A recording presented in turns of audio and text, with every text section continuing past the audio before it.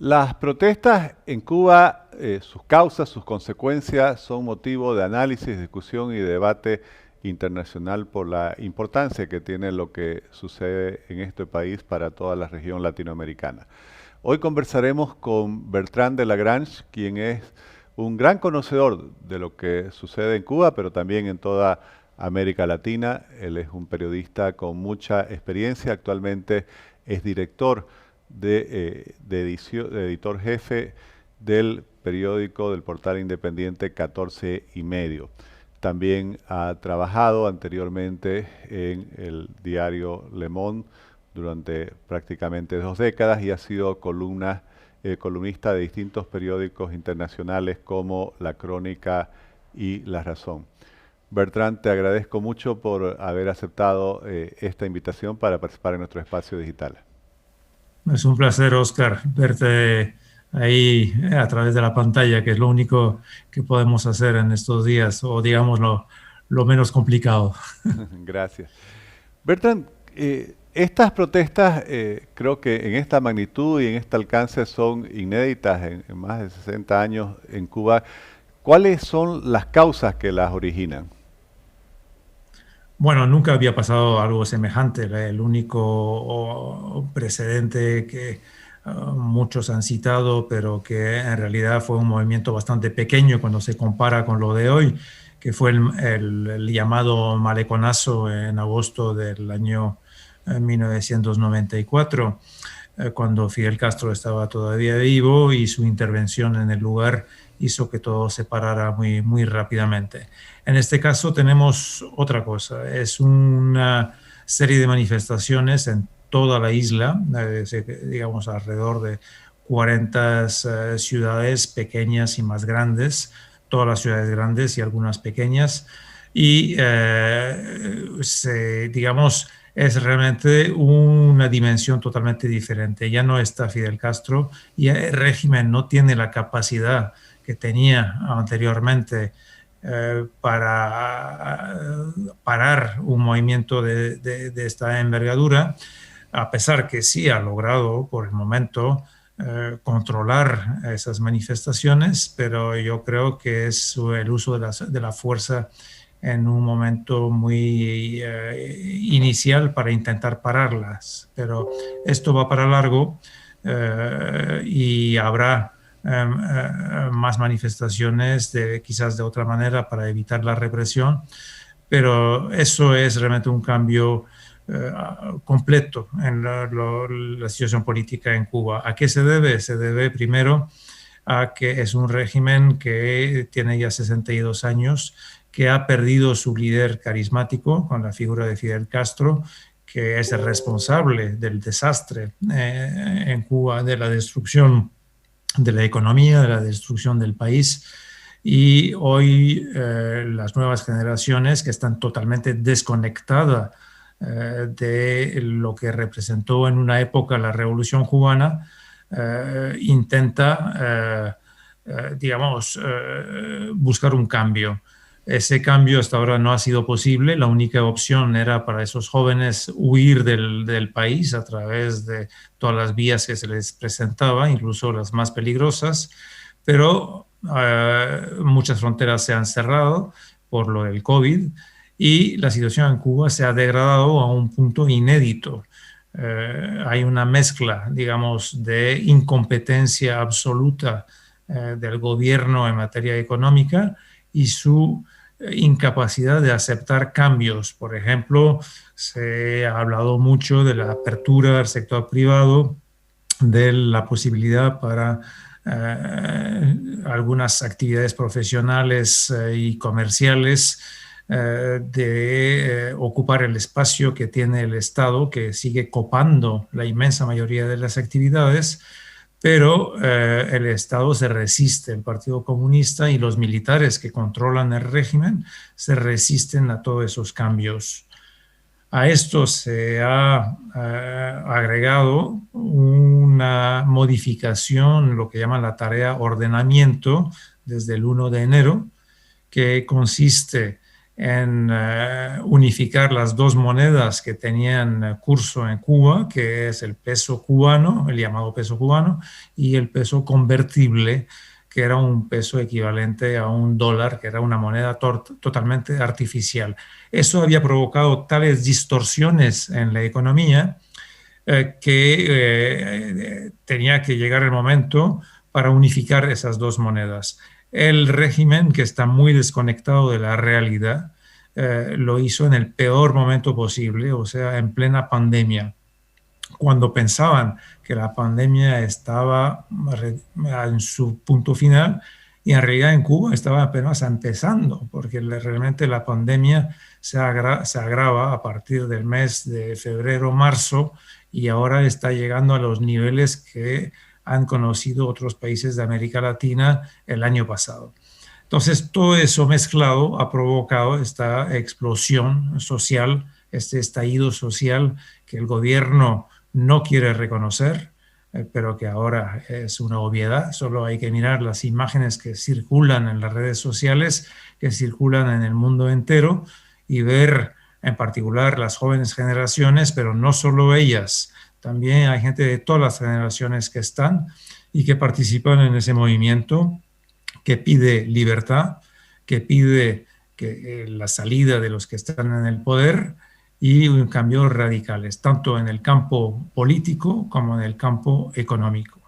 Bertrand, y ha transcurrido una semana de ese histórico 11 de julio. ¿Y cuál es la situación actual? Porque debido al corte de las comunicaciones, el Internet, por así decir, salen a cuentagotas las noticias, ¿no? Bueno, la situación, el gobierno ha cortado Internet por dos motivos. Primero, para impedir la comunicación entre los manifestantes e impedir la salida de esas imágenes que ha visto en el mundo entero de la gente en la calle protestando y la represión desatada por una serie de cuerpos policíaco y militares, además de grupos paramilitares armados, en este caso puro de palos, y que han colaborado en la represión en los diferentes pueblos. Entonces, eso era la idea, no impedir esa comunicación entre los manifestantes e impedir digamos, la transmisión al extranjero de esas imágenes. Lo han logrado parcialmente, porque Cuba no es como China, no tiene ese famoso firewall chino que puede impedir totalmente la salida de algunas, digamos, de las imágenes y bloquear Internet. Entonces hay unos fallos en ese control, lo que nos permite en nuestro caso, precisamente porque nosotros en 14 y medio tenemos una redacción en La Habana, la redacción principal está en La Habana y la otra redacción en Madrid. Entonces yo coordino, digamos, esas dos redacciones y a pesar del cierre de Internet, logramos a través de una serie de sistemas, los famosos VPN, y otros métodos que nos permiten mantener un cierto nivel de comunicación. Claro, no es la comunicación óptima que teníamos antes, pero por lo menos logramos sacar información de Cuba y publicarlas en nuestro digital que digamos, está bloqueado oficialmente en Cuba, pero precisamente a través de esos sistemas de VPN y otros sistemas que hemos creado pueden entrar en Cuba y tenemos una cantidad de lectores más altos en Cuba que nunca. Y entiendo que ustedes sufrieron la detención de algunas personas, parte del equipo del portal 14 y medio. Me gustaría saber cómo están ellas, si han sido liberadas, siguen detenidas. Y cómo está Joanny Sánchez, la directora de 14 y medio, que es una activista tan famosa y tan comprometida con la causa democrática cubana.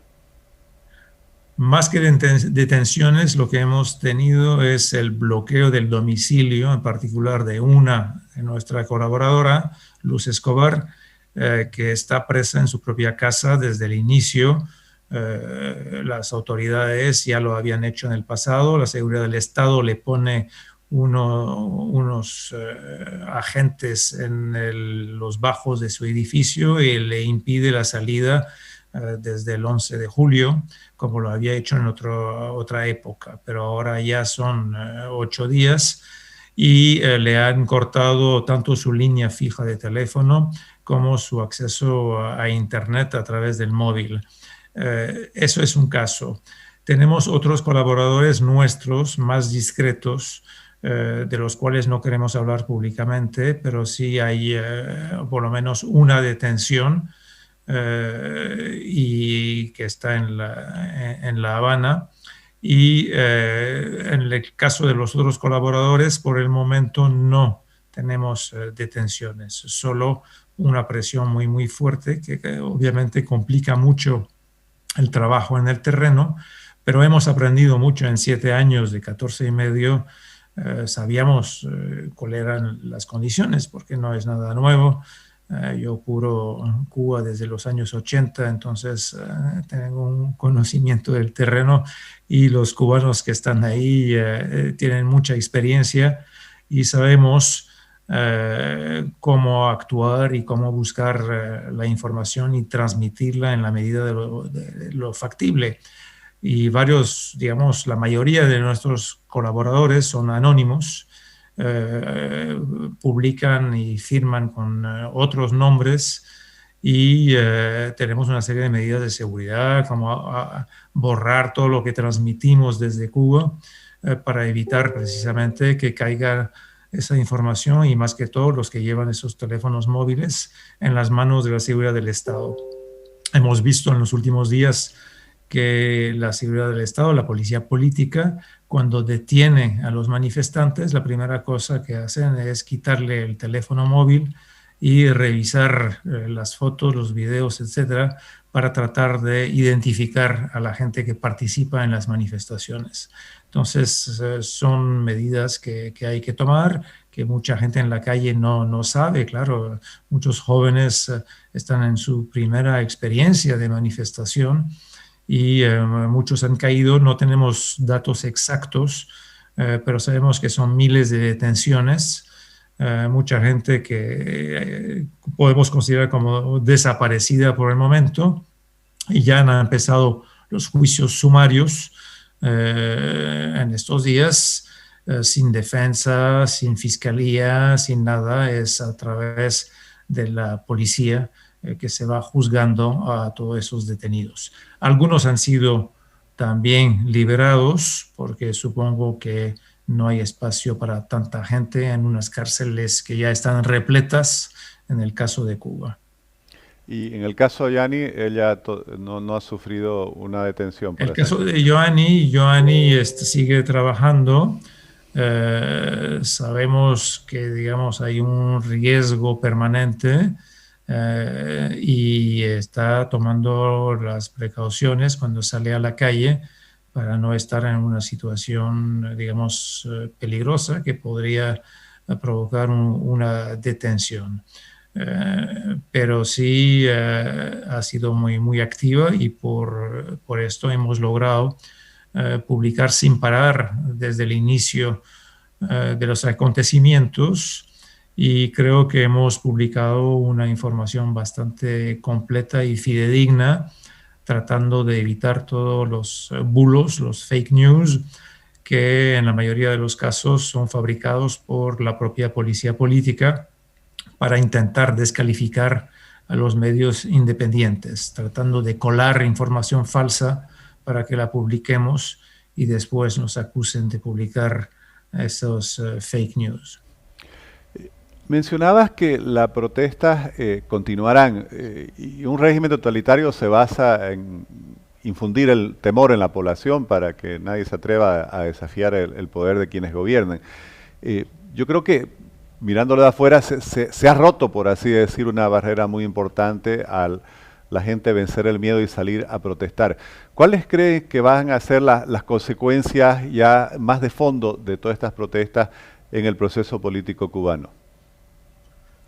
Bueno, por el momento es un poco difícil decirlo. Yo creo que lo que sí puedo decir, digamos, y espero que no sea solo wishful thinking, que esperanza. Yo creo que sí, hemos entrado en una espiral virtuosa, en el sentido que sí hemos entrado en una fase de cambio que va a tardar. El régimen se va a resistir como se resisten todos esos regímenes, lo más que puedan. Lo que tienen su principal debilidad actualmente, bueno, tiene dos. Primero, ha perdido el apoyo popular que tuvo en una época, y lo ha perdido porque ya la gente se dan cuenta que las condiciones de vida miserables en las cuales están se debe precisamente a la incompetencia del régimen. Y segundo, el gobierno está quebrado en términos económicos, ya no tiene recursos. La pandemia ha contribuido a esto porque se ha parado totalmente el turismo, que era una fuente de dólares y de euros que entraban a chorros en las cajas del gobierno, y las remesas también han bajado bastante desde Estados Unidos, en particular por las últimas medidas que tomó Trump al final de su mandato. Entonces, esos dos elementos, casi ausencia de turista y bajo nivel de remesas, han hecho que el gobierno ya no tiene esos dólares que colectaba directamente, porque era él que recibía los dólares, y las remesas, por ejemplo, la gente la mandaba en dólares desde Estados Unidos, pero el gobierno, a través de Western Union y otras empresas, las entregaba a los cubanos en los famosos pesos convertibles, que era una moneda que no tenía ningún valor y que ha sido suprimida el 1 de enero pasado. Ahora las remesas entran en dólares, pero las entregan también en pesos. Pero esas remesas ya son muy pequeñas. Entonces el Estado, el cubano, se quedaba con todos esos dólares, lo que le daba una gran capacidad financiera que ha perdido totalmente ahora, y eso yo creo que sí va a afectar mucho su capacidad de defenderse ante los manifestantes que están en la calle, y el Estado no tiene la capacidad de dar algo a los cubanos. No tiene capacidad de nada actualmente, solo de reprimir, pero esa represión yo creo que tiene un límite, y veremos si algunos policías empiezan a rebelarse o a intentar no participar en los actos de represión. No hemos llegado a este nivel todavía, a esta situación, pero yo no lo descartaría por el futuro a corto o mediano plazo, o sea, en los próximos meses. No creo que esto termine de un día para el otro. Es un proceso que va a ir lentamente, porque la capacidad represiva todavía la tiene el Estado, no la ha perdido totalmente. Es la única cosa, además, que sabe hacer. Bertrand, te agradezco muchísimo el haber participado en este espacio digital, y además expreso mi solidaridad pues con todo el equipo del portal digital 14 y medio, que sobre todo quienes están en Cuba sigue trabajando en circunstancias tan adversas y tan difíciles, así como todos quienes tratan de mostrar al mundo la verdad de lo que sucede bajo el régimen cubano. Muchas gracias. Gracias a ti, Oscar. Ha sido un placer hablar contigo. Gracias igualmente. Adiós. Gracias.